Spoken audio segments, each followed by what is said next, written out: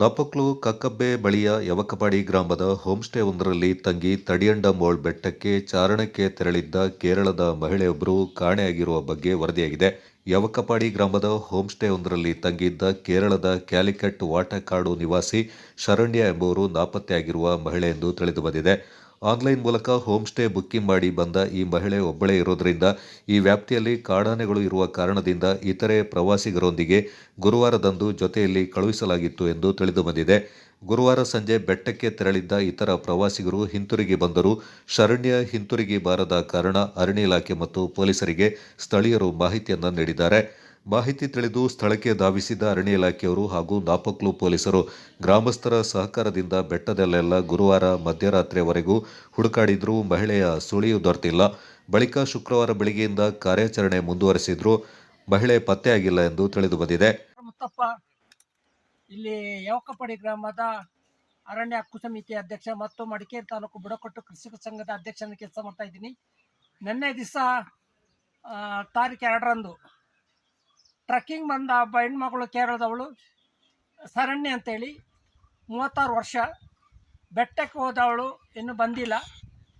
ನಿನ್ನೆ ನಾಪೋಕಲ್ police sub inspector ಅವರು ಮತ್ತು ಅವರ ತಂಡದವರು ಮತ್ತು ಅರಣ್ಯ ಇಲಾಖೆಯವರು ಸತತ ರಾತ್ರಿ 12:30 ಗಂಟೆ ತನಕ ಪೊಲೀಸ್ ಇಲಾಖೆಯವರು ಶ್ರಮಪಟ್ಟು ಹುಡುಕಿದ್ದಾರೆ, ಸಿಕ್ಕಿಲ್ಲ. ನಂತರ ಏಸಪ್ಪನ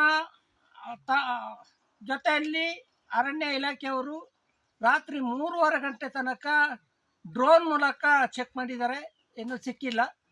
ಈಗ ಮತ್ತೆ ಸಬ್ ಇನ್ಸ್ಪೆಕ್ಟರ್ ಅವರು ಅವ್ರ ತಂಡದ ಪೊಲೀಸ್ ಇಲಾಖೆಯವರು ಈಗ ಬೆಟ್ಟಕ್ಕೆ ತೆರಳುತ್ತಿದ್ದಾರೆ. ಇವರನ್ನು ಹುಡುಕಿ ತರಲಿಕ್ಕೆ ಇಡೀ ಪೊಲೀಸ್ ಇಲಾಖೆ ಮತ್ತು ಅರಣ್ಯ ಇಲಾಖೆ ಶ್ರಮಪಟ್ಟ ಮೂಲಕ ನಮ್ಮ ಊರಿನ ಗ್ರಾಮಸ್ಥರು ಕನಿಷ್ಠ ನಿನ್ನೆ ಒಂದು 50 ಜನರು ಹುಡುಕಿದ್ದೀವಿ, ಸಿಕ್ಕಿಲ್ಲ. ಈಗ ಮತ್ತೆ ನಾವೆಲ್ಲ ಹೊರಡ್ತೀವಿ. ಅವಳು ಎಲ್ಲೇ ಇದ್ದರೂ ಪತ್ತೆ ಹಚ್ಚಿ ತರೋ ಒಂದು ಶ್ರಮ ಇಲಾಖೆಗೆ ಸೇರಿದ್ದು ಮತ್ತು ನಮ್ಮ ಗ್ರಾಮಕ್ಕೆ ಸೇರಿದ್ದು. ಅದರಿಂದ ನಾವು ಶ್ರಮ ಪಡ್ತಾ ಇದ್ದೀವಿ. ಇದಕ್ಕೆ ತಕ್ಕ ಫಲ ಸಿಕ್ಕಲಿ ಅಂತ ದೇವರನ್ನ ಬೇಡ್ಕೊಳ್ತಾ ಇದ್ದೀವಿ.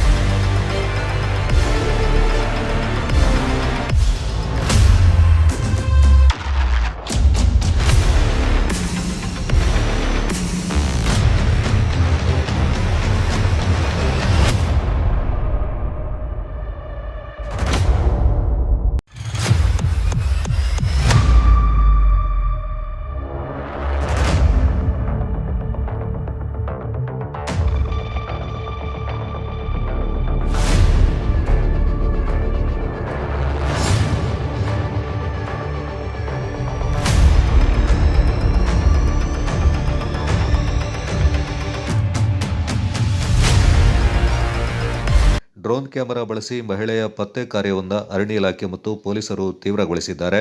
ಮಹಿಳೆಯ ಮೊಬೈಲ್ ಮಲಯಾಳಂ ನೆಟ್ವರ್ಕ್ನಲ್ಲಿರುವುದಾಗಿ ತಿಳಿದುಬಂದಿದ್ದು, ದಟ್ಟ ಮಳೆಮೋಡ ಕಡಿದಾದ ಹಾದಿ ಮತ್ತು ಕಾಡಾನೆಗಳ ಹಾವಳಿಯ ಮಧ್ಯೆ ಗ್ರಾಮಸ್ಥರ ಸಹಕಾರದೊಂದಿಗೆ ನಾಪಕ್ಲು ಠಾಣಾಧಿಕಾರಿ ರಾಘವೇಂದ್ರ ಸಿಬ್ಬಂದಿಗಳು ಮತ್ತು ಅರಣ್ಯ ಇಲಾಖೆಯ ಸಿಬ್ಬಂದಿಗಳು ಮಹಿಳೆಯ ಪತ್ತೆಗಾಗಿ ಕಾರ್ಯಾಚರಣೆ ಮುಂದುವರೆಸಿದ್ರು. ಶುಕ್ರವಾರ ಬೆಳಗ್ಗೆಯಿಂದಲೇ ಕಾರ್ಯಾಚರಣೆ ನಡೆಸಿದ್ರೂ ಮಹಿಳೆ ಪತ್ತೆಯಾಗದ ಕಾರಣ ಶನಿವಾರ ಕಾರ್ಯಾಚರಣೆ ಮುಂದುವರಿಸುವುದಾಗಿ ಪೊಲೀಸರು ಮಾಹಿತಿಯನ್ನ ನೀಡಿದ್ದಾರೆ.